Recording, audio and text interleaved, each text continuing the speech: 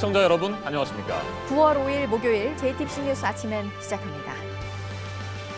제13호 태풍 링링이 계속해서 한반도를 향해 북상하고 있습니다. 밤사이 강도 강해 중형 태풍으로 세력을 키웠고 현재 대만과 일본 오키나와 사이를 지나고 있습니다. 중심 최대 풍속은 초속 39m에 이릅니다. 당장 내일 저녁부터 제주 서귀포를 시작으로 태풍의 영향권에 들어가겠습니다. 어제 이어 오늘도 중부지방과 제주도에는 시간당 30에서 50mm의 게릴라성 폭우가 예상됩니다. 검찰이 조국 후보자 딸의 총장 표창장 관련 의혹에 대해 최성해 동양대 총장에 대한 소환 조사를 진행했는데 조사를 받고 나오면서 최 총장은 표창장을 준 적이 없다는 입장을 다시 한번 밝혔습니다. 조 후보자 일가가 출자한 사모펀드에서 투자금을 받은 업체 대표도 검찰은 소환해서 투자를 받게 된 경위와 회사 자금 사용 내역 등을 조사했습니다. 여야가 조국 법무부 장관 후보자 인사청문회를 금요일인 내일 하루 동안 여는데 합의했습니다. 하지만 증인 채택 문제를 놓고 여전히 입장차를 좁히지 못하고 있습니다. 자유한국당은 증인을 13명으로 압축해 더불어민주당에 전달했고 오늘 오전 다시 협의에 나설 예정입니다. 변종 대마를 밀반입하려 한 혐의 등으로 불구속 상태에서 수사를 받아 논란이 되고 있는 이재현 CJ그룹 회장의 장남 이선호 씨가 검찰에 스스로 찾아가서 긴급 체포됐습니다. 하루빨리 구속되길 바란다고 말했는데 곧 검찰이 구속영장 청구 여부를 결정할 방침입니다. 영국 하원이 유럽연합 탈퇴, 즉 브렉시트를 3개월 연기하는 법안을 통과시켰습니다. 이 법안은 노딜 브렉시트도 불사하겠다고 밝힌 보리스 존슨 총리를 가로막기 위한 겁니다. 존슨 총리는 즉각 10월 15일 조기 총선을 추진하겠다고 밝혔지만 조기 총선안은 조금 전 하원에서 부결됐습니다. 세계 최대의 동영상 공유 사이트 유튜브와 모회사 구글이 아동의 개인정보를 불법으로 수집한 혐의로 2천억 원의 벌금을 부과받았습니다. 역대 최대 규모의 벌금이지만 회사 수익에 비해서는 미미한 수준이라는 지적입니다. 제13호 태풍 링링이 강도 강해 중형 태풍으로 세력을 키우면서 계속해서 한반도를 향해 북상하고 있습니다. 현재 대만과 일본 오키나와 사이를 지나고 있는데 중심 최대 풍속은 초속 39m에 이릅니다. 당장 내일 저녁부터 제주 서귀포를 시작으로 한반도에 영향을 미칠 것으로 보입니다. 네, 이번 태풍은 지난 2010년에 수도권을 강타했던 가을 태풍 곰파스와 비교가 되고 있는데요. 그때처럼 바람 피해가 특히 클 것으로 보여서 이번 주말에 대비가 필요합니다. 이 태풍 영향이 있기 전까지는 게릴라성 폭우가 곳곳에 내릴 예정입니다. 박상욱 기자입니다. 태풍 링링이 밤사이 힘과 몸집을 모두 키웠습니다. 중심 최대 풍속은 초속 39m, 강도 강으로 발달했고 강풍 반경이 320km에 이르면서 중형 태풍으로 커졌습니다. 어제 낮 3시쯤 시속 5km의 속도로 천천히 북상하던 태풍은 밤 9시 시속 17km로 빠르게 움직이다 오늘 새벽 들어 다시 시속 9km로 속도를 늦췄습니다. 내일은 강풍 반경이 430km로 더 커지고 중심 최대 풍속도 초속 43m까지 빨라질 전망입니다. 태풍의 이동 속도는 점차 빨라질 거라는 게 기상청의 예상입니다. 당장 내일 저녁이면 제주 서귀포는 태풍의 강풍 반경에 들어가게 됩니다. 태풍은 토요일인 모레 새벽 3시까지 중심 최대 풍속이 초속 40m를 넘기며 강한 위력을 이어가겠습니다. 전남 신안 앞바다를 지나는 모레 아침까지도 강도 강해 상태를 이후 인천 앞바다까지는 강도 중을 유지할 전망입니다. 태풍의 영향을 받기 전까진 게릴라성 폭우가 곳곳에 쏟아지겠습니다. 기상청은 중부지방과 제주에 내일까지 시간당 30에서 50mm의 강한 비가 내릴 것으로 내다봤습니다. 어제도 곳곳에서 차량이 물에 잠기고 농경지가 침수된 만큼 침수 피해에 철저한 대비가 필요합니다. JTBC 박상욱입니다. 최성해 동양대 총장이 오늘 새벽 참고인 신분으로 검찰 조사를 받고 나오면서 작심 발언을 했습니다. 조국 법무부 장관 후보자의 딸에게 총장 표창장을 준 적이 없다고 말했습니다. 그러면서 조 후보자의 부인 정경심 교수가 어제 오전 전화를 걸어와 상장과 관련해 정 교수 자신이 위임을 받았다고 해달라는 부탁을 했다고 밝혔습니다. 최성해 총장은 교육자적인 양심과 친분 문제로 갈등했지만 교육자적인 양심을 택했다고 덧붙였습니다. 송승환 기자가 보도합니다. 최성해 동양대 총장은 오늘 새벽 1시 30분쯤 서울중앙지방검찰청에서 참고인 신분으로 조사를 받고 나와 기자들 앞에서 입장을 밝혔습니다. 조국 법무부 장관 후보자의 딸에게 표창장을 준 적이 없단 겁니다. 발급한 적이 없다. 제가 모르게 발부가 될 수 없는 게 이제 직인을 찍어야 되지 않습니까? 최 총장은 직인을 찍기 전에 상장의 일련 번호를 확인한다면서 총장 직인이 찍힌 상장의 발부 내역을 검찰이 지난 3일 압수수색에서 모두 확인했다고 설명했습니다. 조 후보자의 부인 정경심 동양대 교수가 전화를 해 상장과 관련해 부탁을 했다고도 주장했습니다. 위임을 자기가 받았다는 그것만 이제 이야기해 주면은 되겠다는 이야기는 제가 위임을 좀 받았다고 좀 해주시면 좋겠다고. 그렇게 부탁을 하셨어요? 최 총장은 교육자의 양심과 친분 사이에서 갈등을 하기도 했다고 말했습니다. 제가 이제 교육자적인 양심하고 친분적인 양심하고 이 친분적인 정적인 문제하고 이 이제 갈등이 좀 되더라고. 나는 교육자적인 양심을 택했습니다. 검찰은 어제 조 후보자 가족이 출자한 사모펀드에 투자를 받은 가로등 전멸기 업체 웰스 CNT의 최모 대표도 불러 관급공사를 수주한 경위를 조사했습니다. JTBC 송승환입니다. 기자 간담회 이후 이틀 만에 어제 사무실로 출근한 조국 후보자는 새롭게 제기된 의혹들에 대해서 반박했습니다. 부인이 동양대에 전화를 걸어 압력을 넣었다는 의혹에 대해서는 오해가 있었다고 주장했습니다. 이도성 기자입니다. 조국 후보자는 어제 아침 출근하며 기자간담회 이후 제기된 의혹과 문제점을 점검하겠다고 말했습니다. 그러면서 새롭게 제기된 의혹들에 대해 적극 해명했습니다.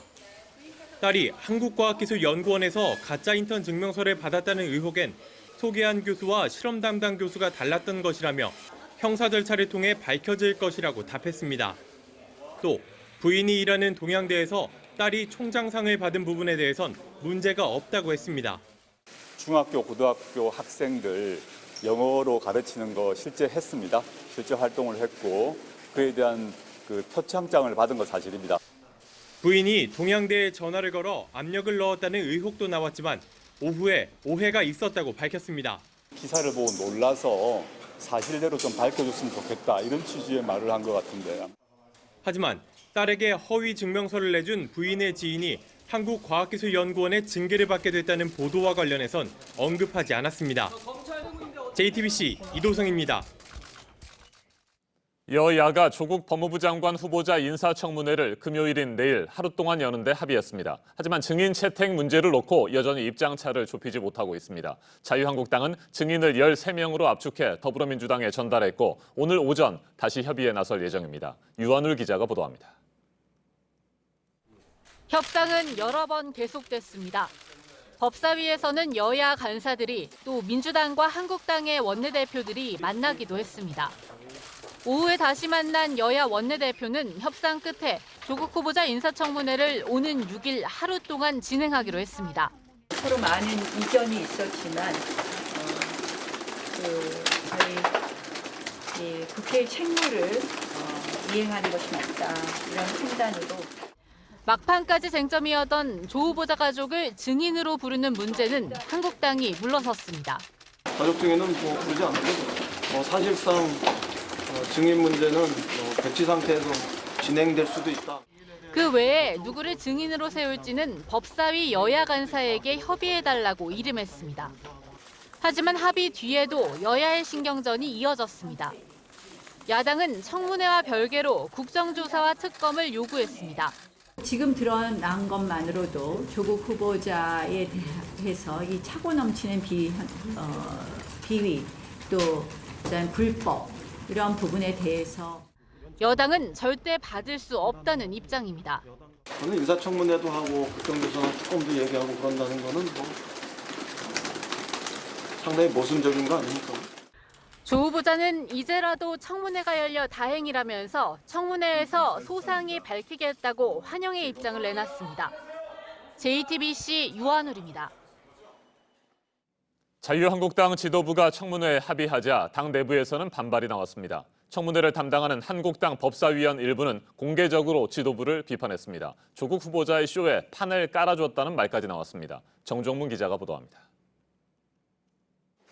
나경원 자유한국당 원내대표가 여당과 청문회 개최에 합의했다는 소식이 전해지자 장제원 의원은 페이스북에 이런 글을 올렸습니다.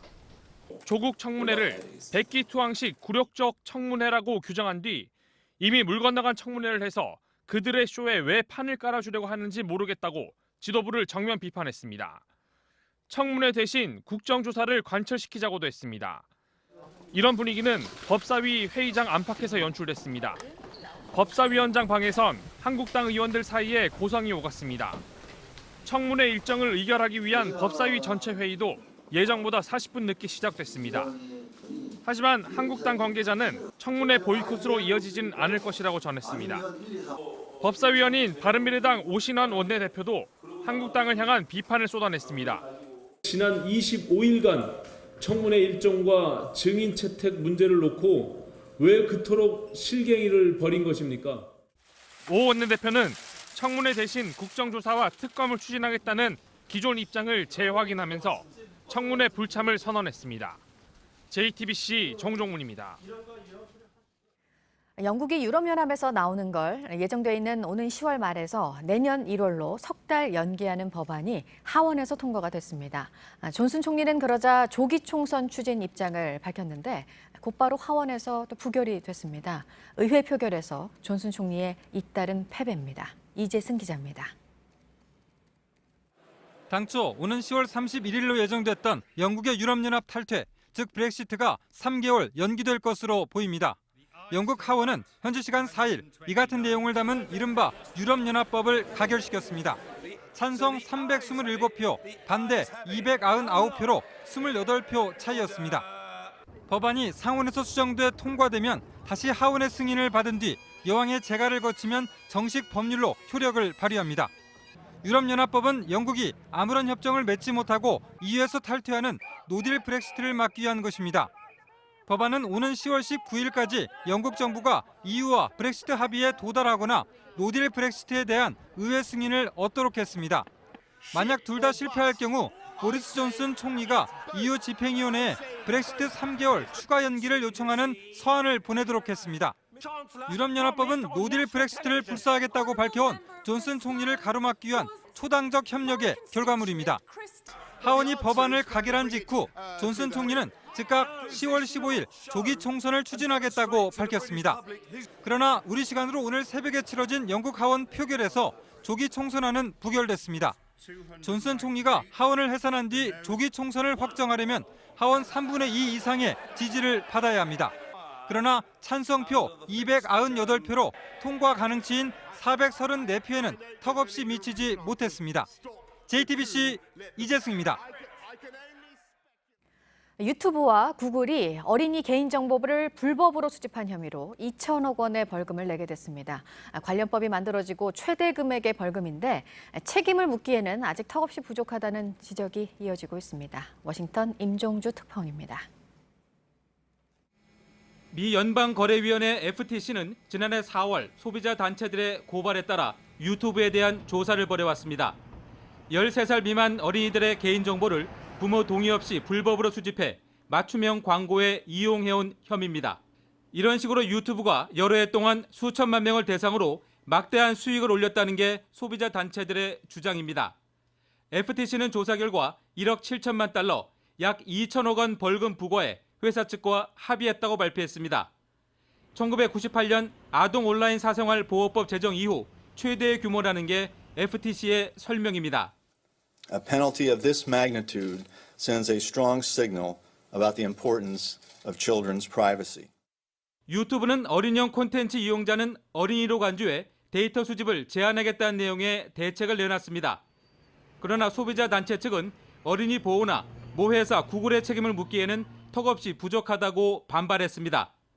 특히 경영진의 법적 책임을 묻는데 실패했다고 비판했습니다. 또 법을 어겨도 재정적 손해를 두려워하지 않아도 된다는 신호라고 비꼬았습니다. CNN은 구글의 분기당 광고 매출의 1%에도 못 미친다고 지적했습니다. 미 의회 내에서도 벌금이 개인정보 침해를 막기 위한 엄격한 개혁을 대신할 수는 없다는 비판의 목소리가 나왔습니다. 워싱턴에서 JTBC 임종주입니다. 실업률이 높은 남아프리카 공화국에서 일자리 경쟁 때문인 것으로 보이는 외국인 상점 약탈 사태가 일어났다는 소식 어제 전해드렸었는데요. 나이지리아인이 운영하는 상점도 포함이 됐었습니다. 그래서 이번에는 나이지리아에서 보복을 했습니다. 박상욱 기자입니다. 대낮에 상점 간판이 불타고 곳곳엔 무장한 경찰이 배치됐습니다. 현지 시간 3일 나이지리아의 주요 도시인 라고스와 이바단 등 곳곳에서 젊은이들이 상점 수십 곳을 약탈했습니다. So they just break the shop, carry something, laptop, break something, make it good. 이들은 남아프리카 공화국 출신 주인들이 소유한 상점만 골라 이 같은 일을 저질렀습니다. 최근 남아공에서 나이지리아인이 소유한 상점에 대한 대규모 약탈이 벌어지자 보복에 나선 겁니다. I'm not happy with the behavior of the South Africans. We are not going to tolerate this nonsense. Enough is enough. 나이지리아 정부가 군과 경찰 병력까지 투입했지만 사태는 수습되지 않고 있습니다. 나이지리아와 남아공 정부는 모두 이번 사태가 자칫 외국인 혐오, 즉 제노포비아로 번지지 않을까 우려하고 있습니다. 처음 약탈이 벌어진 남아공의 시릴 라마포사 대통령은 외국인 상점에 대한 공격을 절대 용납할 수 없다고 강조했고 보복 약탈이 벌어진 나이지리아 라고스주의 관계자도 이 같은 행위는 나이지리아의 포용과 박애의 정신에 어긋난다고 비판했습니다. JTBC 박상욱입니다. 트럼프 미국 대통령이 중국과의 무역 전쟁을 언급하면서 하지만 중국 통신장비 업체 화웨이 문제는 협상의 대상이 아니라는 말을 했습니다. 미중 간 무역 협상에서 이 화웨이 문제가 한 축이라는 입장이 달라진 건지 주목이 되고 있는데요. 보도국 연결해서 알아보겠습니다. 안태훈 기자, 이 화웨이 문제는 이제 무역 협상에서 제외가 되는 걸까요? 네, 물론 아직 확답하기에는 이릅니다.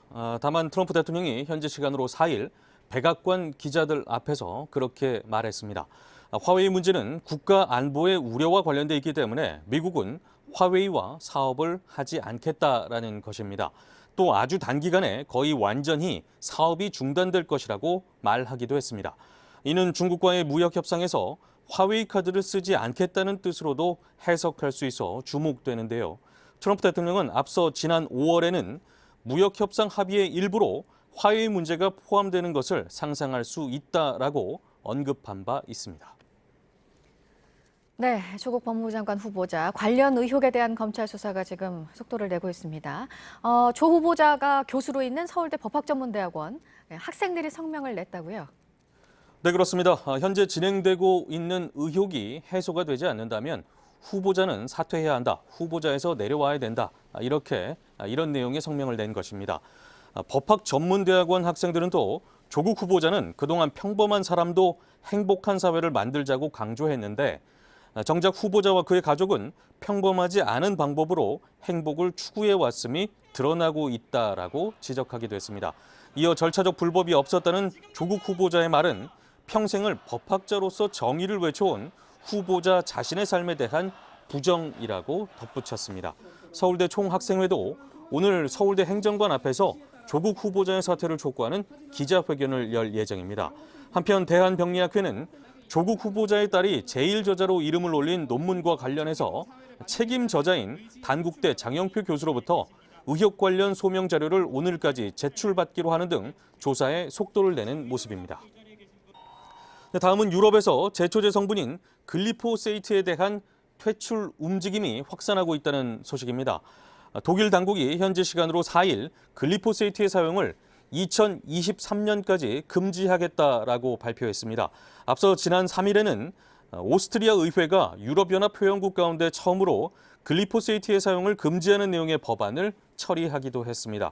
세계보건기구 WHO는 2015년 글리포세이트를 발암성 물질로 분류한 바 있습니다. 이 밖에 새로운 소식들은 잠시 후 8시쯤에 다시 연결해서 전해드리도록 하겠습니다. 지금까지 아침에 지금 JTBC 안태훈입니다.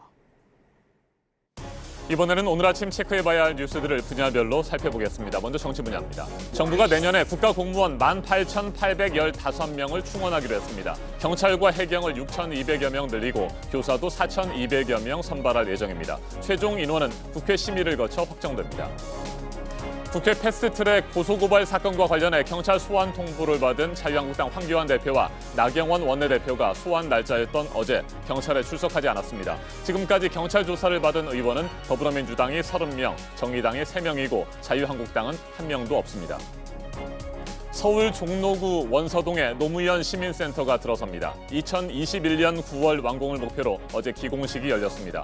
유시민 노무현재단 이사장은 노무현 전 대통령의 이름을 빌린 시민들의 집이라며 시민 스스로가 하고 싶은 일을 할 수 있는 공간으로 운영할 예정이라고 밝혔습니다. 민간 택지에도 분양가 상한제를 시행한다고 정부가 발표를 한 이후 부동산 시장에서 나타나고 있는 영향 가운데 하나죠. 청약 과열 현상인데요. 앞서 서울 서초구에서 세 자릿수 평균 경쟁률이 나왔었고 서울 은평구에서는 2년 전 1차 분양 때 경쟁률이 10대 1 정도였던 아파트가 이번에 75대 1을 기록했습니다. 이 치열한 청약 경쟁은 서울을 넘어서 수도권으로도 확대되고 있습니다. 현금과 마일리지를 함께 써서 항공권을 구입할 수 있도록 마일리지 제도를 전면 개편하는 방안을 공정거래위원회가 추진을 하고 있는데요. 하지만 항공사들은 마일리지를 현금과 똑같이 쓰게 할 수는 없다는 입장이어서 실제로 도입이 될지는 지켜봐야 할 것 같습니다. 어제 열린 대한민국 가스 안전대상 시상식에서 삼천리 유재권 대표이사가 산업훈장을 받았습니다. 산업포장은 한국가스공사 박성수 본부장 등이 수상을 했습니다. 계속해서 사회분야 뉴스입니다. 대전에서 쪽방촌 노인들을 협박하고 금품을 빼앗은 10대 2명에게 징역 2년 6개월에 집행유예 3년이 선고됐습니다. 생활 형편이 어려운 노인들을 상대로 한 범죄여서 비난의 강도가 높았는데 불우한 청소년들의 처지를 딱하게 여긴 피해 노인들이 처벌을 원치 않는다고 밝힌 점이 참작돼 실형을 면하게 됐습니다. 충주 세계 무예 마스터십에 참가한 외국인 국제심판이 초등학교 여학생을 성추행한 혐의로 입건됐습니다. 스리랑카 국적의 심판으로 충주의 한 초등학교에서 국제심판 회의를 마치고 나오다 운동장에서 여학생 신체의 특정 부위를 만졌습니다. 이 모습을 본 교사가 신고해 긴급 체포됐습니다. 지난 2009년부터 추진되어 온 서울 송파구 가락동 농수산물 도매시장 현대화 사업이 기획재정부의 사업계획 적정성 재검토를 통과해 본격 추진됩니다. 공간 부족 문제를 해결하기 위해서 복층 구조로 지을 계획인데 2027년 완공이 목표입니다. 독서광으로 알려진 조선시대 학자 백곡 김득신 선생의 후손들이 원고를 모아서 편집한 책을 포함해 유물들을 충북 증평군에 기증을 했습니다. 다음 달 문을 열 예정인 김득신 문학관에 전시가 될 예정입니다.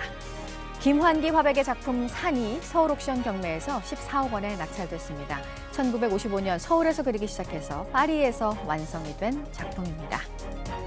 보복 운전 혐의를 받고 있는 배우 최민수 씨에게 법원이 상대 운전자에게 공포심을 줬지만 반성하지 않는다며 징역 6개월에 집행유예 2년을 선고했습니다. 최 씨는 항소 여부는 생각해보겠다고 밝혔습니다. 소득주도 성장과 함께 이번 정부 경제정책의 또 한 축인 공정경제와 관련해서 하위 법령 개정 방안을 논의하기 위한 당정협의가 오늘 있습니다. 경제적 약자를 보호하고 기업의 지배구조를 개선하기 위한 법 개정을 얘기할 예정입니다. 광주 도시철도 2호선이 오늘 착공에 들어갑니다. 광주 전역을 30분 내에 이동할 수 있는 교통수단입니다. 1단계 구간은 2023년에 개통이 됩니다. 벤투 감독이 이끄는 우리 축구대표팀이 오늘 밤 조지아와 평가전을 치릅니다. 터키 이스탄불에서 경기가 열립니다. 오는 10일 투르크메니스탄과 치르는 2022년 카타르 월드컵 아시아 지역 예선전을 앞두고 마지막 실전 테스트입니다. 주목할 만한 분야별 요소들 체크해드렸습니다. 이어서 기상정보입니다. 중부지방에 위치한 정체전선의 영향으로 전국 곳곳 비가 이어지겠습니다. 현재 경기 북부와 제주에는 호우특보 발효 중이고 시간당 10mm 가까이 강하게 퍼붓고 있습니다. 남부지방의 비는 오늘 오후에 모두 그치겠고요. 중부지방은 내일 낮까지 이어지는 곳이 있겠습니다. 한편 내일 오후부터는 제주를 시작으로 태풍 링링의 영향을 받으면서 주말 동안 전국에 비바람이 몰아치겠습니다. 일단 내일까지 비의 양은 중서부 지역에 150mm 이상 쏟아지겠고요. 그 밖에 중부지방과 호남지방, 남해안에 많은 곳은 100mm 이상 예상됩니다. 현재 제13호 태풍 링링은 일본 오키나와 남서쪽 부근을 지나고 있는데요. 점차 북상하면서 모레 토요일 우리나라 서해상을 지나겠습니다. 경로는 유동적이기 때문에 기상정보 관심 있게 지켜보시기 바랍니다. 오늘 낮 기온은 서울이 27도, 광주 29도, 대구 30도로 어제보다 1, 2도 높겠습니다. 북한도 평양과 해주, 개성이 27도로 대체로 우리나라와 비슷하겠습니다.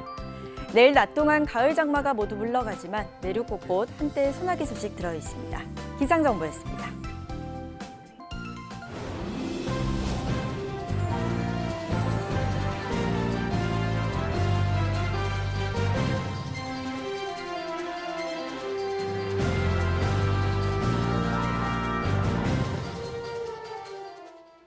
마약 대마를 밀반입한 혐의를 받는 이재현 CJ그룹 회장의 장남 선호 씨가 어제 저녁 검찰에 스스로 찾아가 긴급 체포됐습니다. 검찰은 압수한 증거물을 분석한 뒤 구속영장 청구 여부를 결정할 계획입니다. 송승환 기자입니다. 어제 오후 6시 20분쯤 CJ그룹 회장의 장남 이선호 씨가 혼자 택시를 타고 인천지검 청사로 찾아왔습니다. 이 씨는 자신으로 인해 주위 사람들이 고통을 받는다며 하루빨리 구속되기를 바란다고 검찰에 밝혔습니다. 검찰은 이 씨에게 출석한 이유와 심리 상태를 확인한 뒤 2시간쯤 뒤인 8시 20분 긴급 체포했습니다. 이 씨는 지난 1일 미국에서 출발한 여객기를 타고 인천국제공항으로 입국하는 과정에서 마약을 몰래 들여온 혐의를 받고 있습니다. 당시 이 씨의 가방과 배낭에선 변종 마약인 액상 대마와 사탕, 젤리형 대마가 나왔습니다. 검찰은 이 씨를 1차 조사한 뒤 집으로 돌려보냈고 사흘 만에 이 씨의 집을 압수수색했습니다. 이 씨는 간이 소변 검사에서 마약 양성 반응이 나왔습니다. 검찰이 통상적인 마약 사범 수사와 달리 이 씨를 체포하지 않자 형평성 논란이 제기되기도 했습니다. 이에 부담을 느낀 이 씨가 검찰에 스스로 찾아왔을 가능성이 높습니다. 검찰은 압수수색에서 나온 증거물을 분석한 뒤 이 씨에 대한 구속영장 청구 여부를 결정할 방침입니다. JTBC 송승환입니다. 이웃집 원룸에 침입해 여성을 감금하고 폭행한 20대 남성 A씨가 구속됐습니다. 법원은 어젯밤 주거 침입과 감금, 폭행 등 혐의를 받는 A씨에 대해 구속영장을 발부했습니다. A씨는 경찰 조사에서 혐의를 일절 부인하는 것으로 전해졌습니다. 경찰은 피해자 집에서 지문과 유전자 등을 채취해 국립과학수사연구원에 분석을 의뢰하고 A씨를 상대로 정확한 범행 동기와 경위를 조사하고 있습니다. 축구부 운영비 횡령과 성폭력 의혹을 받는 정종선 전 한국고등학교 축구연맹 회장이 구속을 면했습니다. 서울중앙지법은 어젯밤 금품 관련 혐의가 충분히 소명됐다고 보기 어렵다며 구속영장을 기각했습니다. 법원은 다만 정 전 회장과 함께 학부모 후원금을 가로채 개인적으로 사용한 혐의를 받는 축구부 후원회비 관리자 박모 씨에 대해선 구속영장을 발부했습니다. 정 전 회장은 학부모를 상대로 성폭력을 저질렀다는 의혹도 받고 있습니다. 어제 오후 대전시 중구의 한 아파트 화단에서 40대 남성 A씨가 숨진 채 발견됐습니다.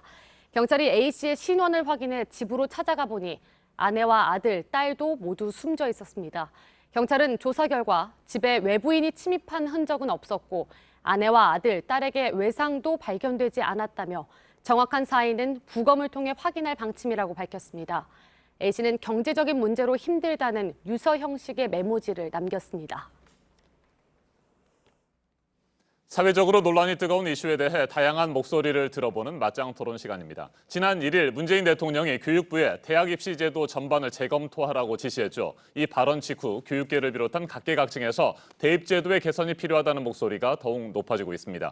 특히 정시 확대와 학생부 종합전형, 이른바 학종의 폐지 문제를 놓고 논쟁이 뜨겁습니다. 오늘 이 문제 짚어보겠습니다. 먼저 출연자들을 소개해드립니다. 제 오른쪽에 안선회 중부대 대학원 교육학과 교수 나오셨습니다. 안녕하십니까? 네, 안녕하십니까? 네, 안녕하세요. 그리고 제 왼쪽에 하나고등학교 선생님이십니다. 정경원 정교조 참교육연구소 소장 나오셨습니다. 네, 안녕하세요. 네, 안녕하세요. 네, 어서 오십시오.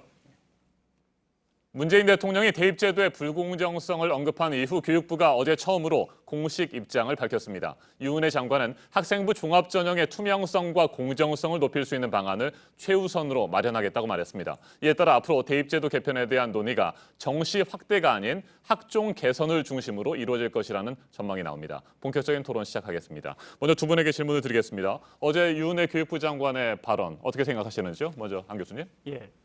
문재인 대통령은 네. 대입제도를 전면 개편하라고 했습니다. 수시 제도에 대해서 공정성에 문제가 있다 이런 지적을 했거든요. 그렇다고 한다면 문재인 대통령의 의도는 수시와 정시의 비율을 포함해서 전면적인 재검토를 의미하는 건데 지금 그 대한민국 정부 수립 이래 유사가 없는 일이 발생하고 있습니다. 왜 그러냐면 대통령의 지시를 교육부 총리, 교육부 장관이 오히려 무시하고 있다, 네. 항명하고 있다. 대통령의 지시를 며칠 사이에 왜곡시켜버리고 있습니다. 그러니까 수시와 정시의 비율을 포함해서 전면적 개편을 요구하고 있는 대통령의 지시를 교육부 총리가 며칠 만에 바꿔버린 거죠. 저는 이거 하극상이라고 봅니다. 그리고 중요한 것은 여러 여론조사에서 국민들의 요구가 정시를 대폭 확대하라고 네. 요구하고 있습니다. 그러면 이건 국민들의 요구에도 저항하고 있는 것이죠. 잘못된 태도라고 봅니다. 네, 그러니까 수능 시험 중심의 정시를 확대하는 것이 필요한데 그렇지 않은 방향으로 가기 때문에 지금 비판을 하시는 겁니까? 그렇습니다. 정시 확대를 포함해서 수능의 개선, 그다음에 기존의 학종의 폐진화 축소, 그다음 학생부 교과 전형의 개선까지 포함한 그런 전면적 개편을 요구하고 있지 않습니까? 네. 그런 대통령의 지시를 정면 교육부가 거부하고 있다. 이렇게 평가합니다. 네, 그렇다면 청와대라든지 문재인 대통령의 뜻과 전혀 반하는 그런 그렇습니다. 방침이 발표됐다 이렇게 말씀을 하시는 겁니까? 국민 여론도 대부분 다 기본적으로 70% 이상의 국민들이 정시 50% 이상을 요구하고 있고 청와대의 기류도 그런 것으로 알고 있습니다. 대통령의 지시도 명백하게 수시의 공정성을 문제 삼고 있고 그다음에 전면적 개편을 요구하고 있는데 교육부가 학종의 공정성 문제로 매우 개편폭을 축소하고 있는 이건 하극상이다, 항명이다, 국민에 대한 저항이다 이렇게 볼 수 있습니다. 알겠습니다. 정경원 소장님께서는 지난주에도 이 시간에 나오셔서 토론에 참여하셨습니다만 기본적으로 수능 시험 중심의 정시를 확대하는 것에 대한 반대를 하고 계시는 상황입니다. 그렇다면 어제 유은혜 장관의 발표 내용 상당히 찬성하는 입장이라고 봐도 되겠습니까? 현 정부의 기조가 대선 공약이나 국정 100대 과제를 좀 볼 필요가 있는데요. 네. 수능 비중을 축소시키고 그다음에 그 수능을 절대평가로 전환하는 이런 것이 이제 국정 과제였는데 대통령의 발언은 수능의 문제가 아니라 지금 최근에 언급되고 있는 조국 후보자 딸 문제를 포함해서 수시 학종이 갖고 있는 공정성에 대한 문제를 언급한 것이고요. 개편 방향도 역시 그거에 맞춰서 개편하는 것이 옳다라는 기조를 밝힌 것으로 이해하고 있고요. 또 하나는 작년에 이제 현 정부 들어서 대입제도 공론화위원회를 열었습니다. 그 공론화위원회에서 나온 결과도 수능의 비중을 이제 30%까지 확대하는 쪽으로 의견의 수렴을 보았는데 그런 토대 위에서 학종제도가 가지고 있는 모순과 문제점을 보완해서 공정성을 좀 더 강화하라라는 취지의 발언으로 이해를 했습니다. 네, 안선혜 교수님, 예. 수능 시험 예. 비율을 그렇다면 현재 올해의 경우에 한 23% 정도의 그렇습니다. 수준이잖아요. 네. 수능 중심의 정시 비율이 말이죠. 예. 23%의 비율을 2022학년도에는 30%까지 올리겠다라고 하는 것이 교육부의 방침인데 네네. 그 정도는 안 되고 그럼 어느 정도까지 올려야 된다는 생각이십니까? 기본적으로 지금 정확히 말하면 네. 정시가 23% 정도고 수능 중심의 재정은 한 20% 정도에 불과합니다. 네. 현재. 그렇다고 한다면 지금 일반 국민들의 요구는 학부모들의 요구는 학종을 포함해서 학종은 뭐 말할 것도 없고 수시가 공정하지 않다. 그다음에 깜깜이 전형이다. 금수저 전형이다. 그다음에 제도적 기회를 원천적으로 봉사하고 있지 않습니까? 그러니까 문제가 되니까 자 정시를 50% 이상 확대해달라. 심지어 폐지해달라. 이런 요구도 증가하고 있습니다. 네. 그런 국민의 요구를 언론도 알고 있고 국민들 스스로도 알고 있고 교육계도 알고 있습니다. 그리고 청와대는 계속해서 여론조사를 하지 않겠습니까? 그러면 누구보다 그 정치적 동향을 알고 있는 게 국민의 요구를 알고 있는 게 저는 청와대라고 생각합니다. 그래서 청와대가 그런 전면적 개편을 요구한 겁니다. 그런 대통령의 지시와 국민의 요구를 민주정부하에서 교육부가 거부하고 있는 것이죠. 이런 민주정부하에서는 있을 수 없는 잘못된 현상이다 이렇게 봅니다. 네.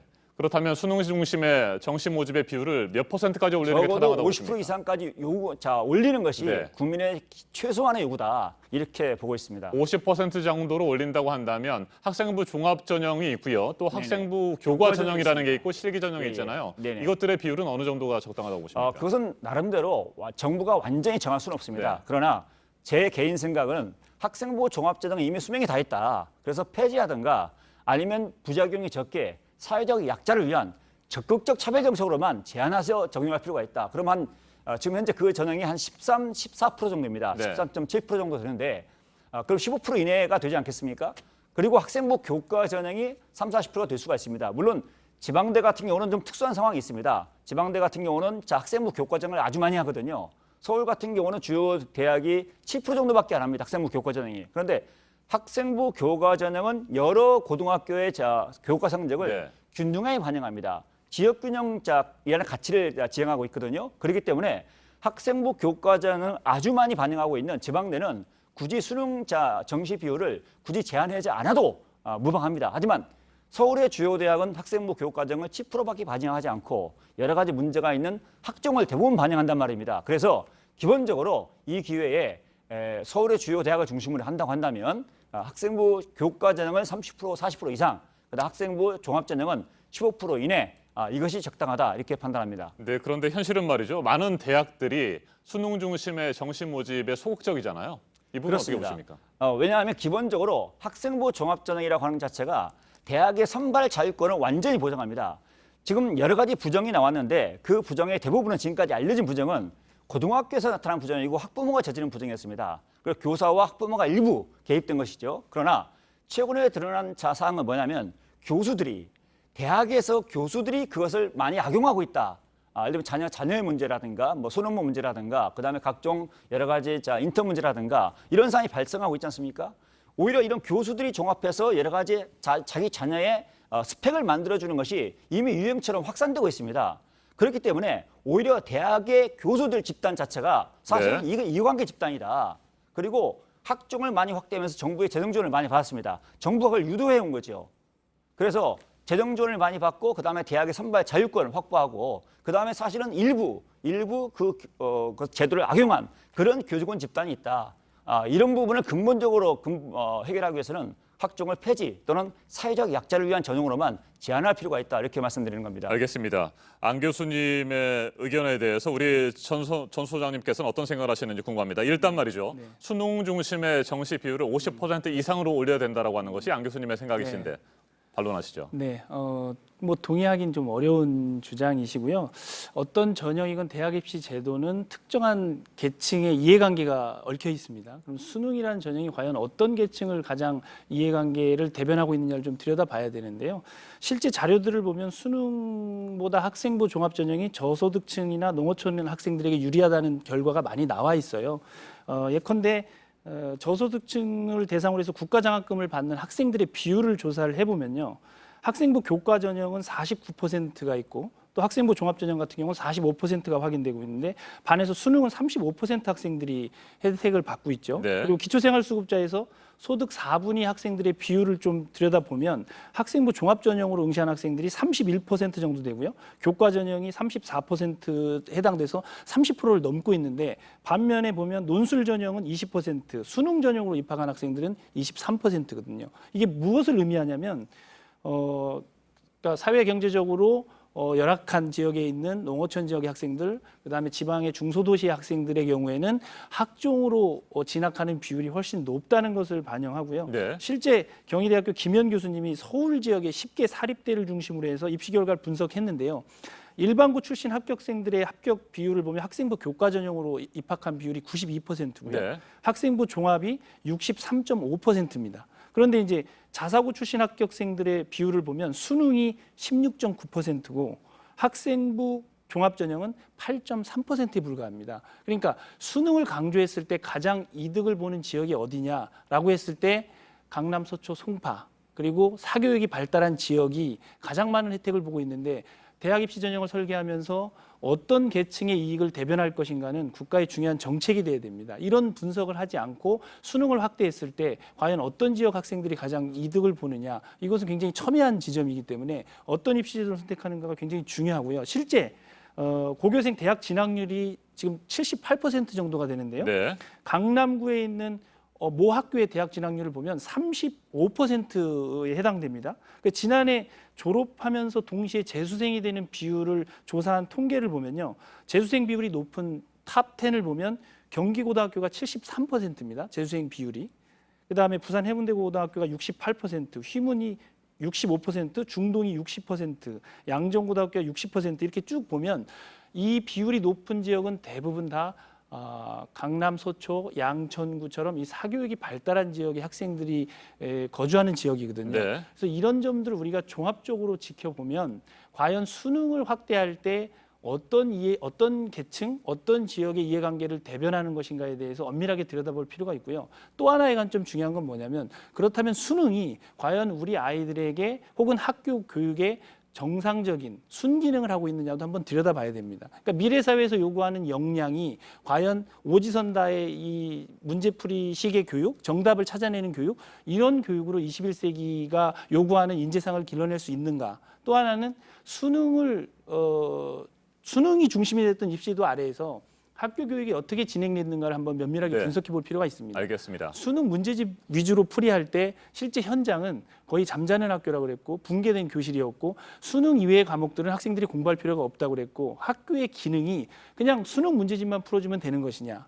대인관계 역량이나 혹은 공감 능력이나 타인에 대한 배려나 이런 거는 안 가르치셔도 되는 거냐라는 본질적인 물음에 도달했기 때문에 그 과정을 알겠습니다. 거쳐서 지금 수시 학종으로 확대됐다는 점을 좀 이해할 필요가 있을 것 같습니다. 네, 교육가인, 교육 전문가인 두 분의 의견이 이렇게 크게 엇갈리고 있는 상황인 것 같고요.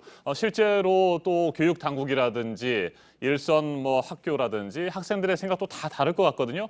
뭐 반론하실 얘기 있으십니까? 제가 예. 일단 질문을 하나 드릴 테니까 그 질문에 답하시고 예. 말씀하시겠습니까? 아니요, 그 통계 팩트에 관한 사실이 있기 때문에. 네, 먼저 말씀하십시오 그러면. 학생부 종합전형으로 나온 학생이 네. 자 학생 중에서 국가장학금 수혜비율이 높다 이렇게 말씀하셨는데요. 이건 그 터무니없는 내용입니다. 왜 그러냐면 기본적으로 사회적 약자를 위한 자 고른기의 특별전형이 있지 않습니까? 그 전형이 약 13% 정도가 됩니다.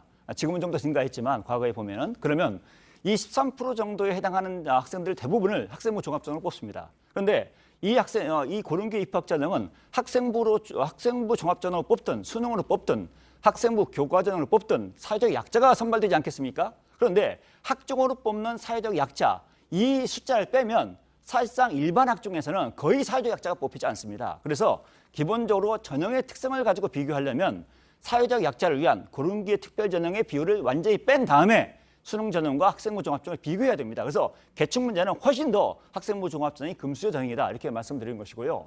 그다음에 지역 문제를 말씀하셨습니다. 지역 문제를 고려하려고 한다면 학종이나 수능보다 훨씬 더 뭐가 중요하냐? 학생부 교과전형이 중요합니다.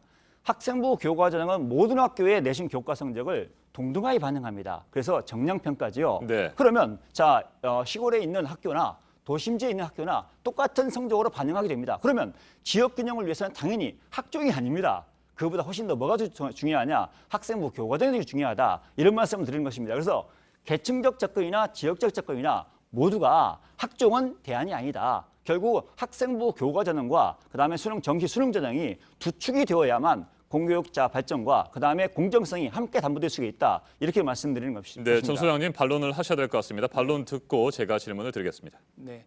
말씀하신 부분은 이제 통계 자료를 자세히 보시면 그 앞서 말씀드린 거는 이제 강기수 교수님이 그 동아대 강기수 교수님이 2015년과 16년 데이터를 가지고서 54개 대학 입학생 전체 24만 명을 전수조사한 통계 기록이고요. 그 내용 중에 이제 대입 개선 연구단 보고서를 보면 서울대 합격생에 대한 분포를 분석하는 내용 중에 이런 언급이 나옵니다. 수능 시험에 의한 정시 전형 확대가 정말 공정한 입시 정책인가에 대해서는 재고해봐야 한다. 이미 다양한 자료를 통해서 수능 성적이 일부 지역으로 쏠림 현상이 심각한 상황이고 정시를 확대할 경우 사교육이 발달한 특정 지역 학생들에게 유리하다는 것은 불변의 진리라고 지적을 하고 있습니다. 그래서 이 부분은 통계 자료를 자세히 조사해 보시고 또 각종 언론 자료들을 종합해 보시면 아시겠지만 수능이 가지고 있는 이 어떤 계층을 대변하느냐 했을 때 지방에 있는 농어촌 도시나 소도시 혹은 열악한 환경 속에 있는 도시의 학생들은 실제 그리고 교사들은 수능 보는 시스템에서는 소위 말하는 국립대, 그러니까 서울대학을 포함한 주요 대학에 진학하지 못한 것이 15년이 넘었다라고 말을 하고 있고요. 학종이 도입된 이후에 그나마 서울대 진학이 가능해졌다라고 이야기하고 있기 때문에 일선 학교 현장이나 지방으로 갈수록 학종에 대한 선호도가 높다는 점도 교육 현장에 대한 좀 이해가 필요하지 않나 이렇게 생각합니다. 네, 반론과 재반론이 끊이지 않고 있습니다. 말씀하십시오. 상식적으로 생각해 보십시오. 학생부 종합전형과 학생부 교과전형을 놓고 비교해 봅시다. 그러면 학생부 종합전형에서 자 시골에 있는 고등학교가 유리하겠습니까? 자 서울에 있는 하나고등학교가 유리하겠습니까? 더 물어볼 필요도 없습니다. 또 하나가 자 예를 들면 아까 계층적으로 사회적 약자가 필요하다고 할 경우에는 고른기 입학전형에서 사회적 약자를 배려하는 전형을 더 확대하면 되는 것입니다.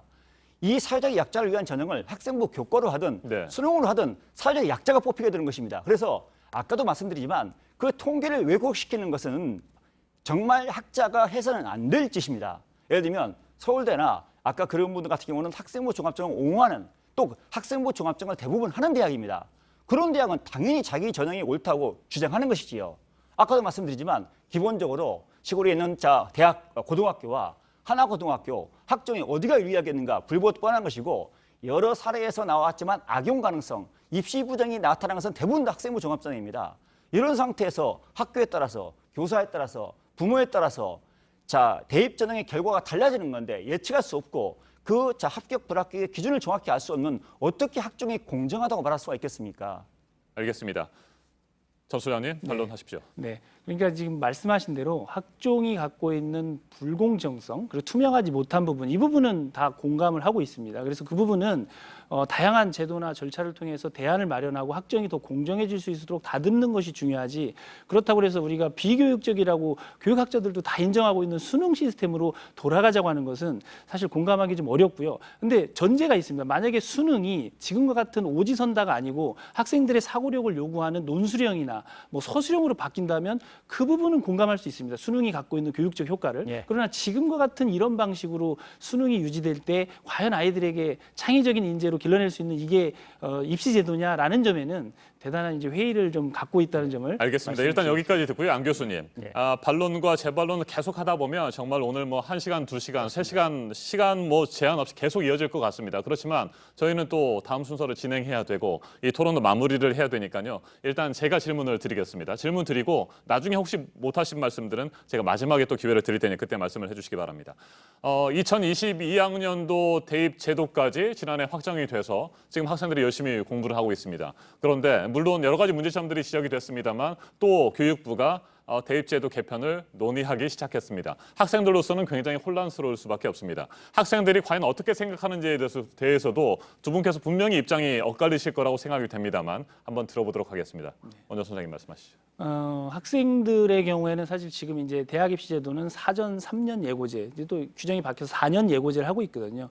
그래서 지금 현재 재학 중인 학생들은 변화된 지금의 논의가 적용되지 않는 학생들입니다. 그래서 현재 고등학교에 재학 중인 학생들은 3년 전에 발표된 입시 제도에 따라서 그대로 적용이 되기 때문에 문제가 되지 않고요. 지금의 논의는 현재 중학교에 재학 중인 학생들이 대학 입시를 치르는 4년 뒤에 입시에 대한 논의이기 때문에 크게 이렇게 혼란은 저는 없을 거라고 보고요. 다만 이제 중요한 것은 뭐냐면 우리가 어떤 입시 제도에 대한 논의를 할 때 어떤 과정을 밟아서 현재까지 오게 됐는가에 대한 절차를 다 도외시하고 10년 전으로 돌아가서 어떤 10년 전의 관점으로 지금을 논하는 것은 좀 부적절하다 이렇게 생각을 하는데, 예컨대 어떤 선생님이 쓰신 글을 보니까 지금 현재 교통카드로 버스 결제를 하고 있는데 갑자기 교통카드에 일부 문제가 생겼다고 해서 회수권을 다시 만드는 시대로 돌아가자라고 얘기하는 것은 적절치 않다라는 비유를 하는 글을 봤는데 저는 그 표현이 아주 굉장히 적절한 표현이라고 보고요. 현재 입시 제도가 수능까지 오게 된 데까지는, 학종까지 오게 된 데는 수능이 갖고 있는 폐단을 우리 사회가 일정 부분 상당 부분 공감을 하고 있었고, 수능이 학교를 얼마나 붕괴시켰고 황폐화시켰고 또 아이들의 삶을 힘들게 했는지를 다 공감했기 때문에 그에 대한 평가의 일환으로 이제 수시 제도가 도입이 됐고 교과 전형과 학생부 종합 전형에 대한 비중이 점차 높아지고 있는 것이라고 이해를 하면 아마도 현재 논란이 어느 방향을 향해야 될지 사회적 공감대를 형성할 수 있다고 생각합니다. 네, 2022학년도 대입까지 준비하는 학생들에게는 변화가 없으니까 큰 혼란이 없을 거다 이런 말씀을 해주셨습니다만, 그런데 또 현실적으로 보면 말이죠. 뭐 고등학교 들어가서 대입을 준비하는 것이 아니고 지금은 뭐 초등학교, 중학교 때도 대입제도에 맞춰서 준비를 하지 않겠습니까? 그렇기 때문에 혼란도 분명히 좀 있어 보이기도 하고요. 학생들의 입장에서 안선혜 교수님은 어떻게 생각하십니까? 이번 개편 논의에 대해서 말이죠. 사실은 이제 대입제도 변화를 두려워하는 사람들은 혼란을 자꾸 부추깁니다. 혼란이 있을 거라고 확대 해석합니다. 그런데 전 선생님 말씀하셨듯이 혼란은 존재할 수가 없습니다. 왜냐하면 제도적으로 지금 현재 논의한다고 한다면 2024학년도 대입부터 적용되도록 제도가 법령에 이렇게 되어 있기 때문입니다. 다만 중요한 것은 현재 상태에 희망이 없다. 지금은 교육학자들이 다 그렇게 주장한다고 수능을 잠든 것이라고 주장한다고 했는데 그럼 저는 교육학자가 아닙니까? 그건 있을 수 없는 얘기고요. 지나친 단정입니다. 항상 논리에서 지나친 단정은 논리적 비약이거든요. 이것은 잘못된 논리고요.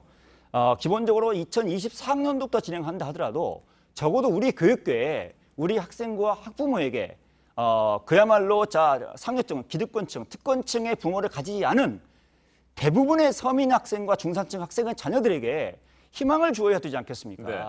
그 희망을 주는 노력을 지금 해야 된다는 것입니다. 예를 든다고 한다면 최근에 그 아까 거꾸로 돌아간다고 얘기하셨는데 우리가 잘못된 길을 걸어왔습니다. 최근에 보도를 보겠습니다. 경향신문에서 학생부 대신 써드립니다. 학원 강사의 양심 고백. 그다음에 대학저널 학생부 조작의 자소서 표절.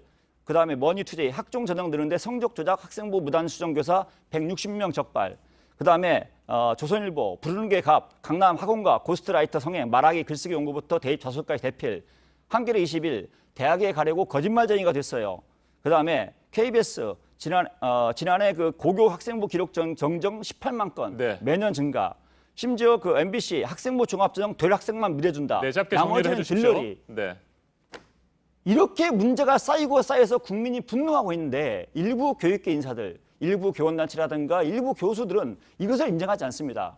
어떻게 하늘을 손가락으로 가릴 수가 있겠습니까? 알겠습니다. 그래서 대통령이 요구하고 국민이 분노하고 이것을 민주정부이기 때문에 교육정책에 반영하라고 요구하는 것입니다. 알겠습니다. 여기까지 듣겠습니다.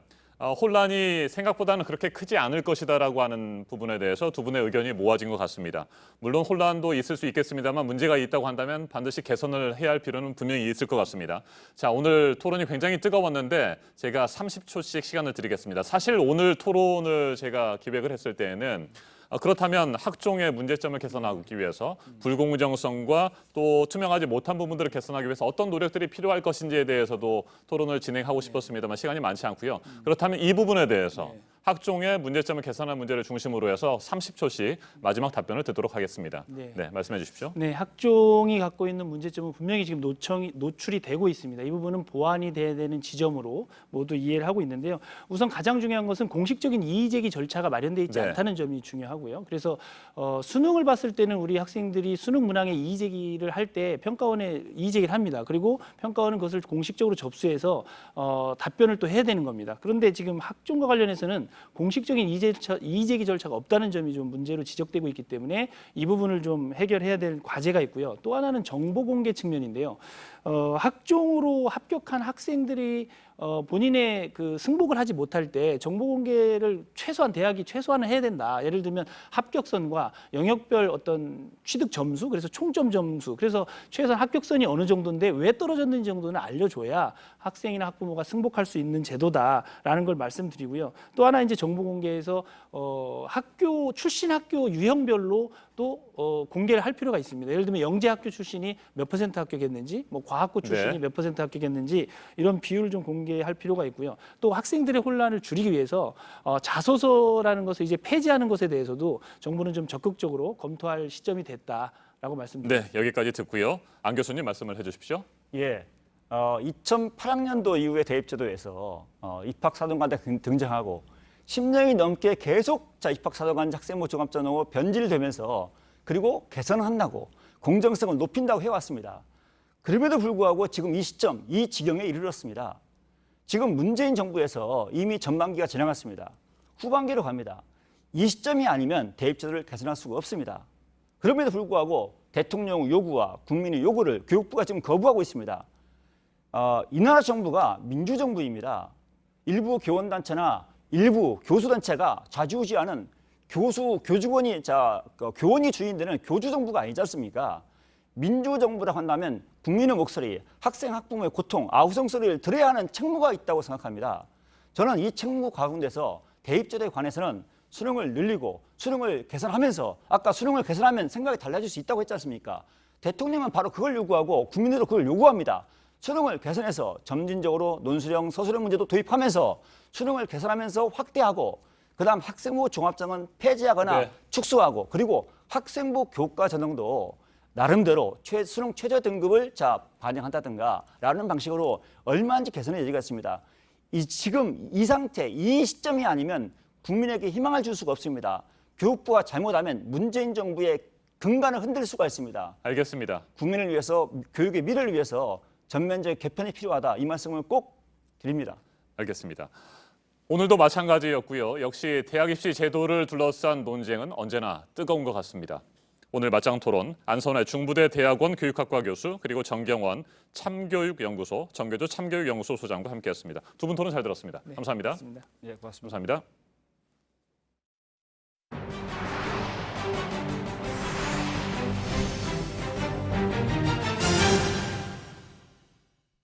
문재인 대통령이 이번에 순방하는 동남아 국가들 가운데 태국, 미얀마 일정을 마무리하고 마지막 국가인 라오스에 오늘 갑니다. 어제 미얀마에서는 경제 중심지 양곤에서 양국 간 경제협력 산업단지의 미래를 얘기했습니다. 이서준 기자입니다. 문재인 대통령은 어제 미얀마의 옛 수도이자 경제 중심지 양곤에 도착했습니다. 문 대통령은 한국 미얀마 경제협력 산업단지 기공식에 참석했습니다. 한 미얀마 경제협력 산업단지가 한국이 경제성장으로 한강의 기적을 만든 것처럼 미얀마의 젖줄 에야와디 강의 기적을 만드는 디딤돌이 되길 희망합니다. 미얀마 정부가 부지를 제공하고 우리 정부가 도로, 전력 등 인프라를 설치합니다. 양국 정부는 섬유, 건설, 정보통신 등 다양한 분야의 양국 기업들이 산업단지에 진출하길 기대하고 있습니다. 지난 1983년 한국 외교사절단 17명이 북한의 폭탄 테러로 숨진 순교자 묘역도 찾았습니다. 이곳에 2014년 건립된 순국사절 추모비를 찾아 참배했습니다. 문 대통령은 오늘 세 번째 순방지인 라오스로 향합니다. 메콩 강변에서 라오스 대통령과 만나 한국 메콩 협력 구상을 발표할 예정입니다. 미얀마 양곤에서 JTBC 이서준입니다. 독성 물질인 포르말린이 학교에서 누출이 되는 사고가 요즘 잇따르고 있습니다. 속도 메스껍고 눈도 따갑고 학생들과 교사들이 대피를 하거나 병원 치료를 받는 일이 계속되고 있는 건데요. 일부 교육청들은 학교 안에 있는 포르말린을 아예 폐기한다는 방침입니다. 윤두열 기자입니다. 학생들이 학교를 빠져나옵니다. 화학물질 전문 처리반이 깨진 유리병을 쓸어 담습니다. 어제 오전 10시 50분쯤 경북 안동의 한 중학교 과학실에서 붕어 표본이 담긴 병이 깨졌습니다. 병에 든 독성 물질인 포르말린 1리터가 새 나갔습니다. 사고가 난 과학실입니다. 혹시 공기 중에 포르말린 성분이 남아있을 수도 있기 때문에 선풍기를 틀고 창문을 모두 열어놓고 환기를 시키고 있습니다. 실제 사고 2시간 이후 과학실 공기를 측정해보니 허용치 2배 포르말린 성분이 나왔습니다. 과학실과 옆반에 있던 학생 등 학생과 교사 61명이 병원에서 치료를 받았습니다. 크게 다친 사람은 없었습니다.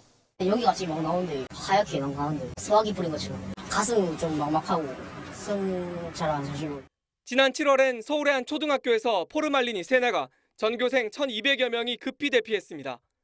지난달엔 경북 예천의 한 고등학교에서도 교사가 포르말린이 담긴 병을 옮기다 깨트리기도 했습니다. 누출 사고가 잇따르자 서울과 경북 등 일부 교육청은 학교 내 포르말린을 모두 걷어들여 폐기하기로 했습니다. JTBC 윤두열입니다.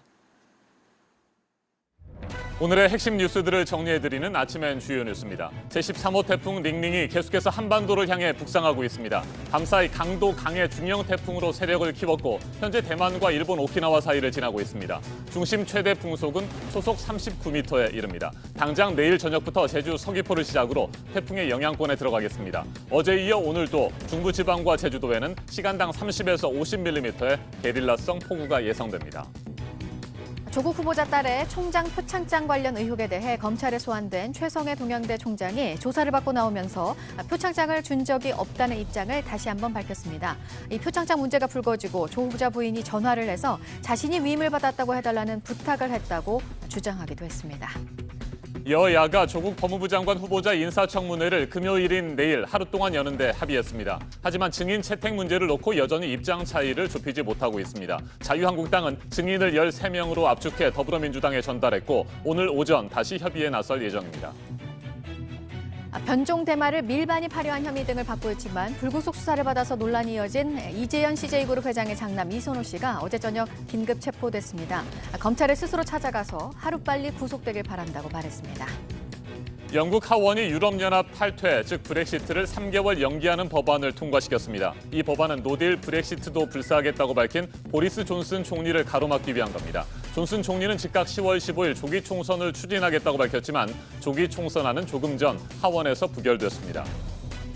유튜브와 구글이 아동들의 개인정보를 부모 동의 없이 불법으로 수집한 혐의로 역대 최대 규모인 2천억 원의 벌금을 부과받았습니다. 하지만 수익을 따져보면 미미하고 책임을 묻기에도 부족하다는 비판이 나오고 있습니다.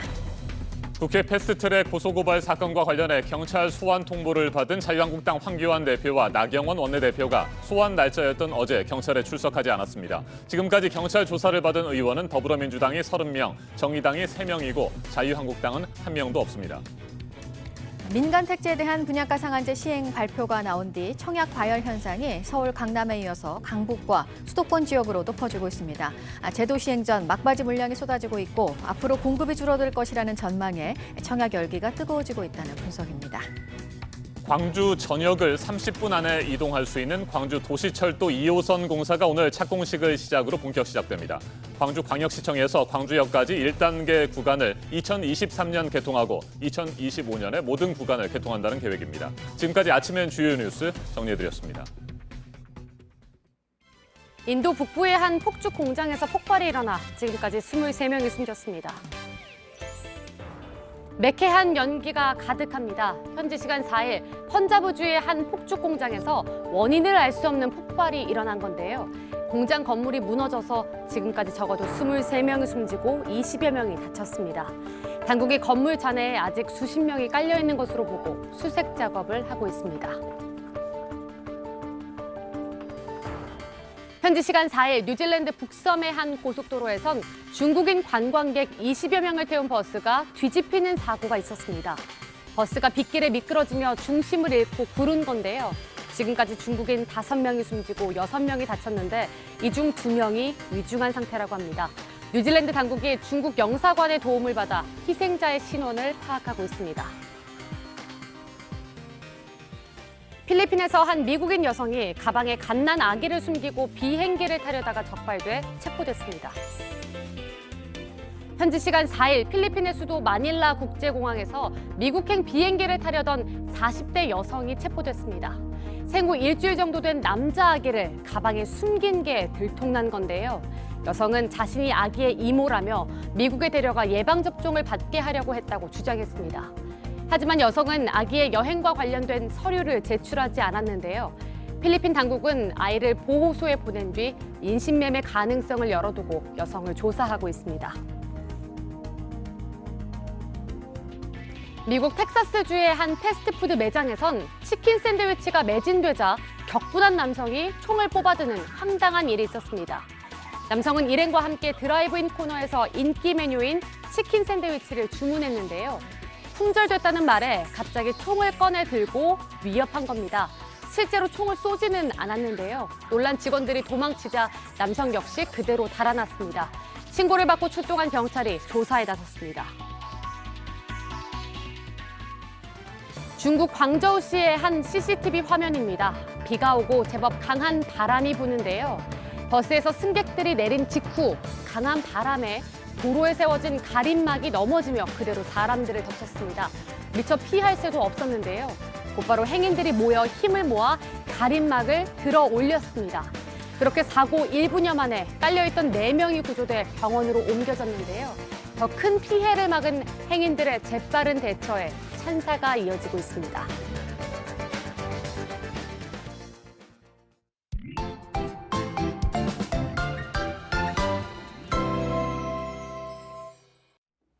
가을 장마가 길게 이어지고 있습니다. 제13호 태풍 링링은 계속해서 한반도를 향해 북상하고 있습니다. 자세한 기상 정보 살펴보겠습니다. 김연아 캐스터, 오늘 아침에도 비가 내리는 지역들이 많이 있습니까? 네, 그렇습니다. 현재 정체전선은 중부지방에 위치해 있는데요. 따라서 오늘 아침 경기 북부와 제주에는 호우특보가 발효 중입니다. 곳곳 시간당 10mm 안팎으로 빗줄기가 강한데요. 계속해서 비가 그치기 전까지 천둥 번개를 동반해 요란하게 쏟아질 것으로 전망됩니다. 운전자분들은 교통안전에 유의하시기 바랍니다. 네, 그렇다면 정체전선으로 인한 가을 장맛비는 언제까지 얼마나 더 내리게 됩니까? 네, 오늘 이렇게 전국 곳곳에 비가 쏟아지다가 남부지방은 오후에 대부분 그치겠습니다. 중부지방은 밤까지 이어지겠고요. 수도권 등 중북부 지역을 중심으로 내일 낮까지 계속되다 모두 개겠습니다. 하지만 내일 오후부터 제주를 시작으로 본격 태풍의 영향을 받으면서 다시 비 소식 들어 있습니다. 일단 내일까지 비의 양은 중서부 지역에 150mm 이상 많은 양이 쏟아지겠고요. 그 밖에 중부지방과 호남지방, 남해안에 100mm 이상 기록하는 곳이 있겠습니다. 네, 밤사이 제13호 태풍 링링의 규모가 더 커지고 세력도 강해졌다고 해서 걱정인데 태풍 소식 좀 더 자세하게 살펴보죠. 네, 현재 제13호 태풍 링링은 일본 오키나와 남서쪽 해상을 지나고 있습니다. 중형급 크기의 등급도 강으로 이 중심 최대 풍속이 초속 40m에 달하는데요. 사람이 날아갈 정도의 세찬 바람입니다. 태풍은 내일 오후 제주도부터 본격 영향을 주기 시작해 주말 동안 강한 비바람을 몰고 오겠습니다. 토요일과 일요일 전국에 비가 쏟아지겠고요.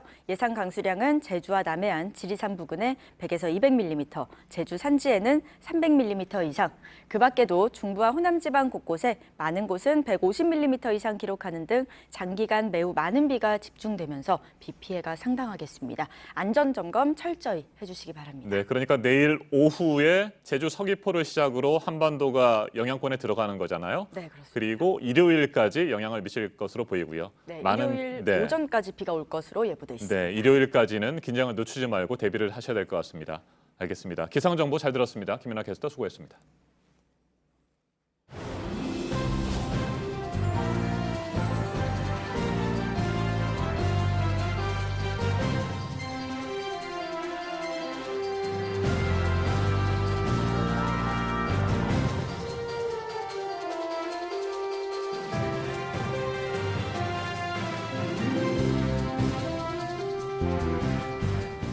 네, 목요일 아침 8시 4분 지나고 있습니다. 북한의 잠재력은 엄청나고 굉장한 나라가 될 수 있다. 트럼프 미국 대통령이 잇따라 말을 하고 있습니다.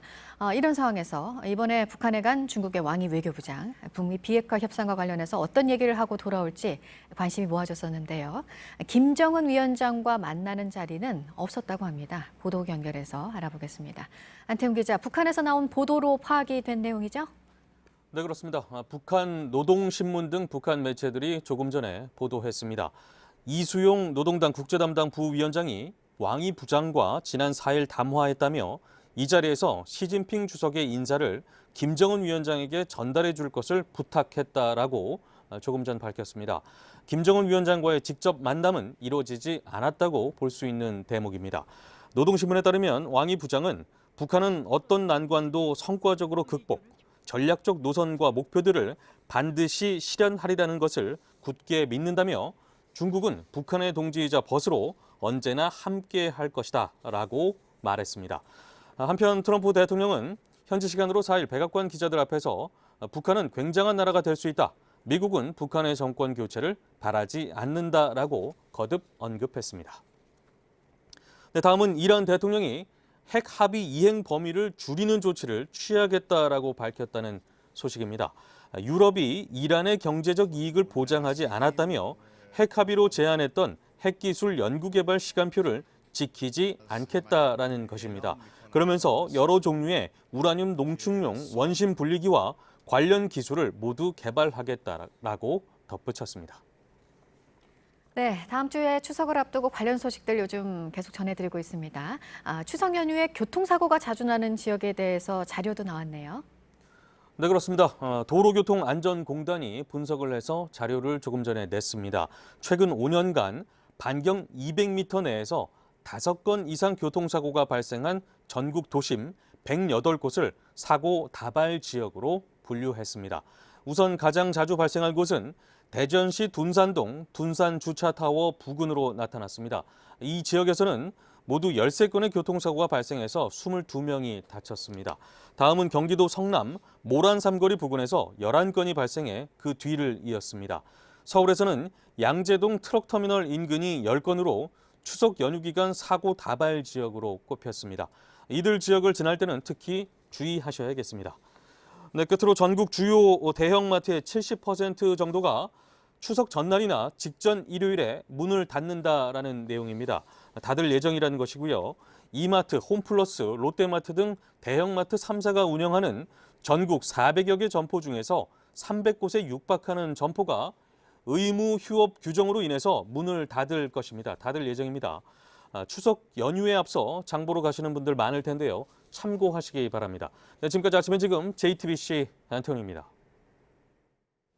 더불어민주당과 자유한국당이 조국 법무부 장관 후보자 청문회를 내일 하루 동안 열기로 합의했습니다. 하지만 증인 합의에 실패하면서 아직까지 청문회 실시 계획서는 의결되지 않은 상태입니다. 오늘 여야 법사위 간사들이 다시 만나서 의결을 시도할 계획입니다. 조 후보자 청문회가 극적으로 합의된 배경은 무엇인지, 그리고 남은 변수와 쟁점들은 어떤 것들이 있는지 짚어보겠습니다. 최영일 시사평론가 자리에 함께했습니다. 어서 오십시오. 안녕하세요. 네, 사실상 인사청문회는 어려워졌다, 무산됐다, 이런 의견들이 많지 않았습니까? 맞습니다. 그런데 어제 극적으로 합의가 됐습니다. 그렇습니다. 배경 어떻게 보십니까? 일단은 이 2일 국회 시간이 지나고 3일 대통령의 시간이 되면서 바로 재송부 요청이 들어갔죠. 그런데 기한이 6일까지로 돼 있어서 네.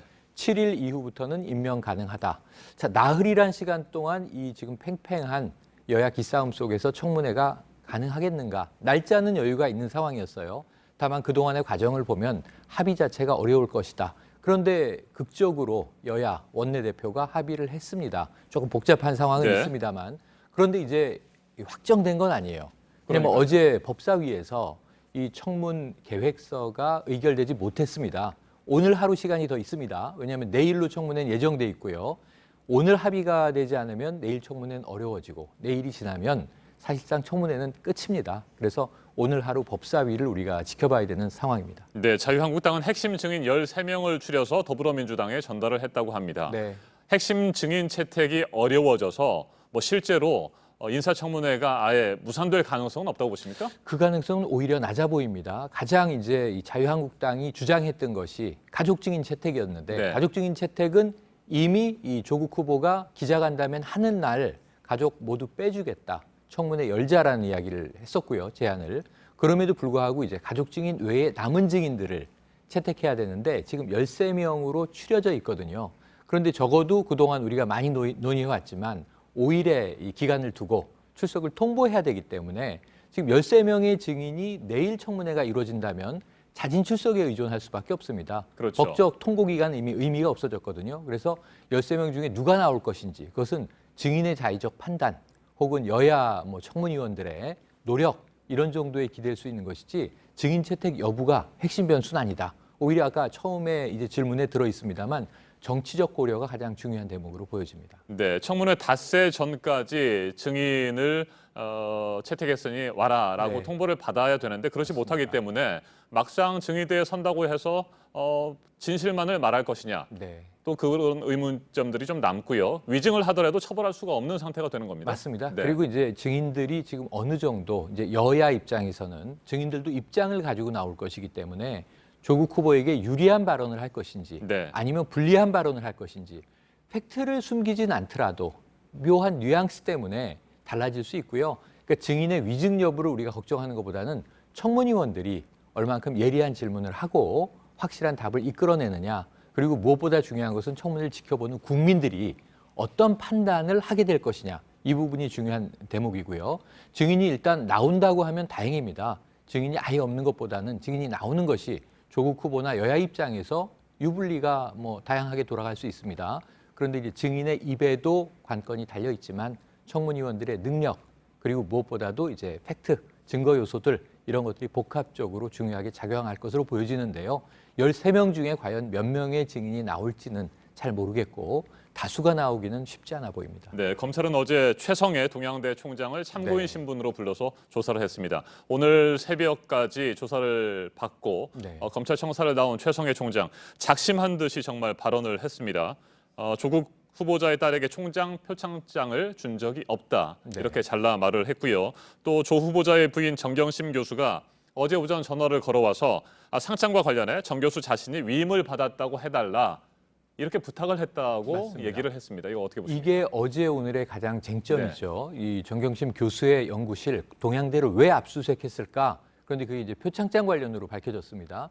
처음에는 또 총장 상이라고 나왔는데요. 무슨 경연대회에 들어가서 상을 탄 것은 아니고 정경심 교수가 센터장으로 재직하고 있는 이 영어인재센터에서 이 중고등학교 청소년들에게 영어를 가르치는 자원봉사를 했고 거기에 대한 보상으로 표창장을 받았는데 표창장은 당연히 대학 총장이 이제 발행하는 것입니다. 그런데 문제는 총장 직위는 찍혀 있는 표창장을 받았다. 네. 조국 후보도 당당하게 얘기했고요. 우리 딸은 자원봉사한 게 맞다라고 이야기를 했습니다.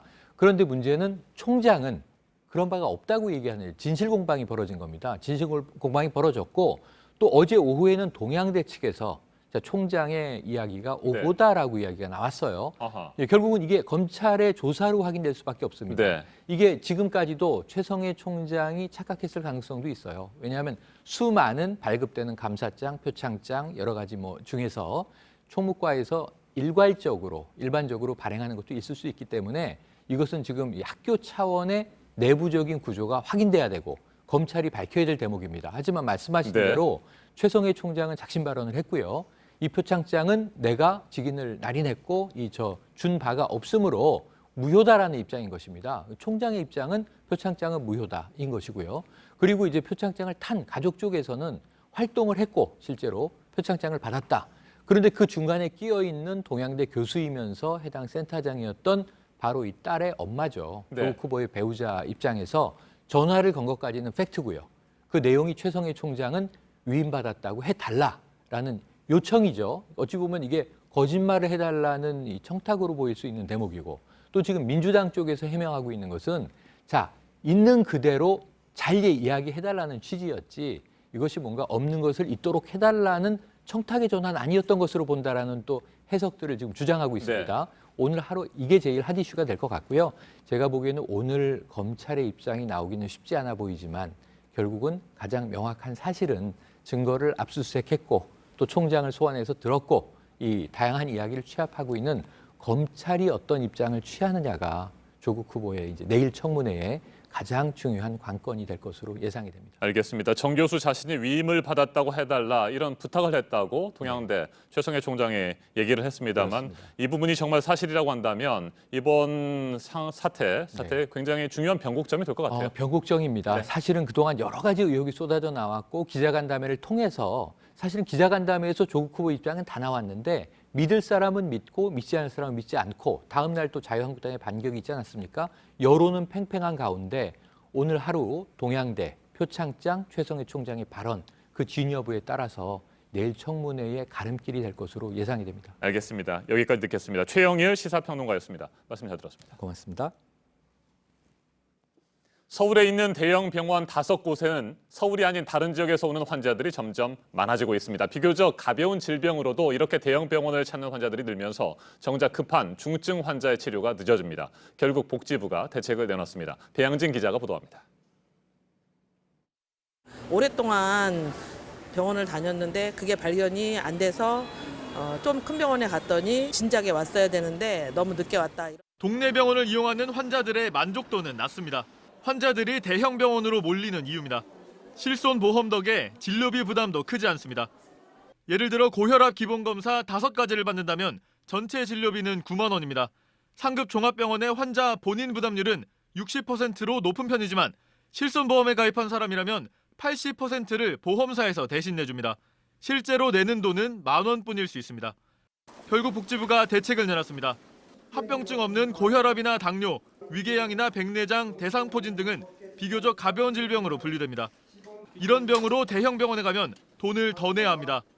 대형 병원은 급한 중증 환자에 집중하도록 했습니다. 앞으로 상급 종합병원으로 지정받으려면 입원 환자 중 중증 환자가 적어도 30%는 돼야 합니다.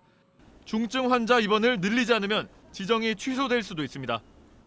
상급 종합병원 지정 기준을 강화하여 중증 환자를 더 많이 진료하고 경증 환자를 적게 진료하는 병원은 평가 점수를 더 받을 수 있도록 하겠습니다. 의료계에선 동네 병원 의료의 질을 끌어올리는 대책도 필요하다는 지적이 나옵니다. JTBC 배양진입니다.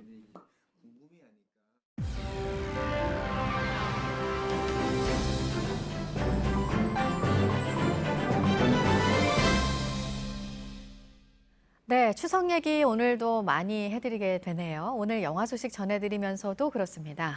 영화 시장 성수기인 추석에 맞춰서 나오는 영화들 오늘 보도록 하겠습니다. 오늘도 강유정 영화평론가 나왔습니다. 어서 오세요. 네, 안녕하세요. 네, 추석 연휴가 시작되는 게 이제 다음 주 목요일부터예요. 맞습니다. 근데 그 전날인 수요일에 우리 영화 3편이 나옵니다. 그래서 지금 저희가 하나하나 소개를 해드리려고 하는데 먼저 소개해드릴 영화는 차승원표 코미디 영화예요. 맞습니다. 네, 힘을 내어 미스터리라는 작품이고요. 네. 이 작품은 굉장히 오랜만에 12년 만에 이제 차승원이 이제 코미디 연기를 하게 되는데 영화는 소문난 맛집입니다. 지금 대복 칼국수라는 데서 밀가루 반죽을 하고 있는 한 남자의 이야기로부터 시작을 해요. 네. 이름은 철수인데 외모는 이제 거의 모델급으로 너무너무 수려하고 멋있는데 네. 어딘가 좀 2% 부족한 듯한 모습을 보여줍니다. 그래서 영화 아마 I Am Sam 같은 영화들 기억하실 거예요. 네, 네. 그리고 7번 방의 선물 같은 영화도 기억하실 텐데 아버지에게 조금 부족함이 있고 이 부족한 아빠가 아주 우연히 자신의 딸을 다시 제외하게 되는 겁니다. 그러니까 딸이 있는 줄 전혀 몰랐다가 아픈가 봐요. 그러면. 맞아요. 딸이 아파서 이를테면 좀 이식이 필요한 상태이기 때문에 이제 할머니가 사실은 아버지를 수소문한 거였고 그래서 아버지를 다시 만나게 된 다음에 또 약간 엉뚱하게 대구를 가게 돼요. 근데 여기서 사연은 나옵니다. 왜 그러냐면 아픈 환우 친구가 이승엽 선수의 사인볼을 너무 받고 싶어 해서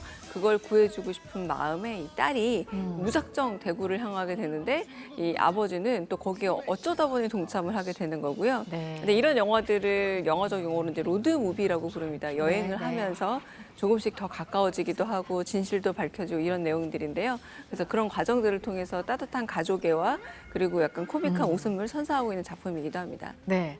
무엇보다 차승원 씨가 주연이어서 이 영화는 좀 관심이 가는 영화고 또 이 영화도 궁금해요. 유행어도 참 많이 나온 영화잖아요. 타짜 시리즈의 3번째 영화가 나오죠? 제가 어떤 그 SNS 채널에서 네.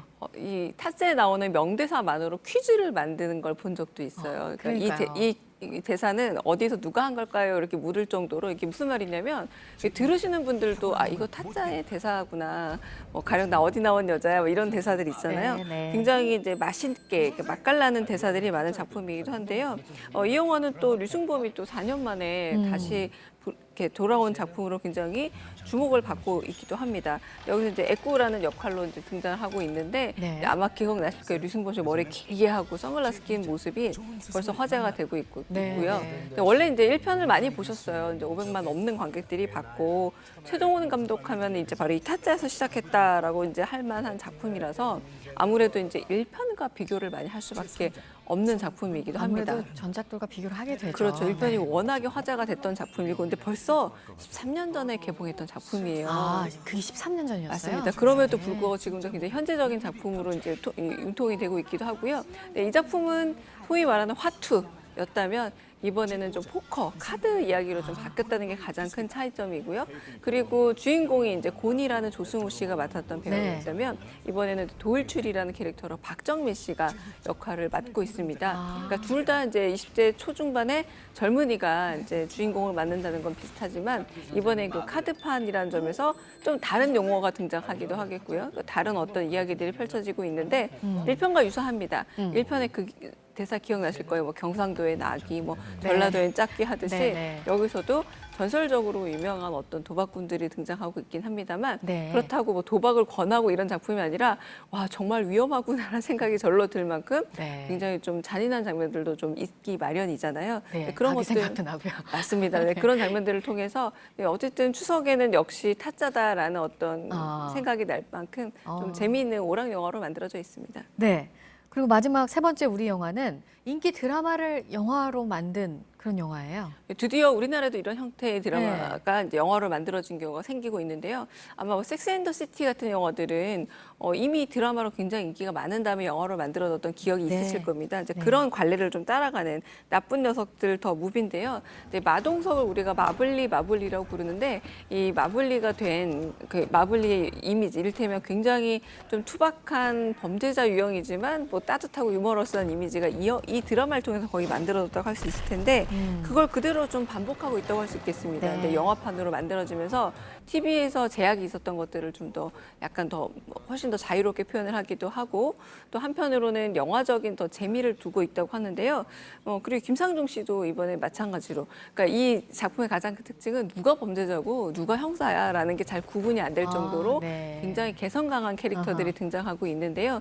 이번에 또 김하중 씨가 여성 캐릭터로 등장을 해서 일종의 사기꾼 캐릭터인데 여기서는 범죄를 풀어가는 브레인 역할을 맡기도 해요. 근데 그런 점에서 약간 범죄와 수사가 얽혀 있는 점에서 재미를 주는 작품이고 이제 이번 추석 영화의 공통점 중 하나가 뭐냐면 각기 좀 다른 장르들이 있으면서 또 각기 다른 재미가 있고 아마 좀 보시면 알겠지만 배우들도 모두 만만치 않은 그러게요. 흥행성과 그리고 어떤 연기력을 가진 작품의 이력을 가진 배우들이 등장하고 있다는 점인데 이건 범죄 액션물로 좀 다른 이야기로 이제 관객들의 호응을 기다리고 있습니다. 네. 추석에 나오는 우리 영화 3편을 봤는데 지금 딱 드는 궁금증이 추석 영화인데 사극이 없어요. 의외죠. 네. 이게 아마 작년 시장에서의 학습 효과라고 저는 보여지는데요. 작년에는 사극이 상당히 많았습니다. 가령 안시성도 있었고요, 창궐도 있었고 물개까지도 있어가지고 좀 다들 성적이 성적이 썩 좋지 않았고 또 다른 차이점이 뭐냐면 작년 이 성수기 그 가을에 추석에 개봉했던 영화들이 너무 많은 제작들, 다시 말해서 제작비가 너무 많은 영화들이었는데 이제 올해는 조금 더 작은 규모로 바뀌었고 그리고 아시겠지만 타짜도 1편이 있었고 그리고 나쁜 녀석들 같은 경우도 드라마 원작이 있었던 것처럼 조금은 안정적인 관객들의 호응을 받을 수 있겠구나라고 좀 충분히 기대할 만한 작품들이 좀 배치가 돼 있다라는 겁니다. 그러다 보니 좀 더 안정적인 시장이었고 한편으로는 이제 사극을 탈피해서 다양한 장르들, 그러니까 가족 멜로드라마도 있고요. 그리고 일종 말 그대로 이제 도박 세계를 다루는 오락 영화도 있고 그리고 액션물도 있고 조금 배치를 나눠서 이런 전략입니다. 그러니까 세 편 다 봐도 될 수 있는 연휴를 좀 계획한 게 아닌가라는 생각이 듭니다. 알겠습니다. 추석에 개봉하는 영화들 살펴봤습니다. 강유정 영화평론가였습니다. 잘 들었습니다. 네, 감사합니다. 네, 주방에서 불이 나면요. 일단 급하니까 그냥 물을 부어버리는 경우가 많습니다. 그런데 주방에서는 식용유를 쓰는 경우가 많죠. 이럴 경우 더 위험해질 수 있는데요. 젖은 수건을 덮는 방법 등을 써야 한다고 합니다. 강신우 기자가 전해드립니다. 주방 조리기구에서 연기가 피어오릅니다. 눈 깜짝할 새 주변에 불이 번집니다. 가게 주인이 들어와 그릇으로 물을 퍼다 뿌리지만 불은 더 맹렬히 타오릅니다. 다시 물을 뿌려보지만 이번엔 주방이 연기로 가득 덮여버립니다. 소화기도 소용이 없습니다. 식용유로 난 불에 물을 부었기 때문입니다. 식용유 같은 튀김류에 불이 붙으면 온도가 380도까지 치솟습니다. 여기에 물이 뿌려지면 모두 증발해 대래 불길이 커집니다. 일반 휴대용 소화기로도 불을 끄기 어렵습니다. 화재 전용 소화기를 써야만 불길을 잡을 수 있습니다. 일반 소화기는 냉각을 시켜서 화재를 소화시키는 반면에 K급 소화기는 질식 효과까지 같이 있기 때문에 소화가 되는 것입니다. 지난 3년간 음식을 하다 발생한 불은 1,305건입니다. 이 가운데 튀김류로 인한 불은 1,976건으로 전체 19%가량을 차지했습니다. 적지 않게 불이 나고 있지만 일반 가정엔 화재 전용 소화기가 대부분 없습니다. 소방청은 이럴 경우 젖은 수건 등으로 덮어 공기를 차단해야 불길을 잡을 수 있다고 설명했습니다. JTBC 강신우입니다. 한국 남자 농구대표팀이 2019 국제농구연맹 월드컵 조별리그를 3전 전패로 마쳤습니다. 한국은 어제 중국 우한에서 열린 대회 조별리그 B조 최종 3차전에서 나이지리아에 66대 108로 패했습니다. 한국은 라거나가 18점 11리바운드로 분전했지만 2쿼터의 수비가 급격히 무너지면서 승부를 뒤집지 못했습니다. 아르헨티나와 러시아에 잇따라 진 한국은 조별리그 마지막 경기에서도 패하며 B조 최하위인 4위가 됐습니다. 테니스 황제 로저 페더러가 시즌 마지막 메이저 대회인 US 오픈 테니스 대회 8강에서 탈락했습니다. 페더러는 현지 시간 3일 미국 뉴욕에서 열린 남자 단식 8강에서 그리고르 디미트로프에게 세트스코어 2대3으로 졌습니다. 이로써 페더러는 올해 윈블던 준우승과 프랑스 오픈 4강, US 오픈 8강과 호주 오픈 16강의 성적으로 메이저 대회를 마무리했습니다. 시즌 초반 올해를 끝으로 은퇴하는 것 아니냐는 추측이 나돌았던 페더러는 경기가 끝난 뒤 계속 선수로 뛰겠다는 의지를 내비쳤습니다.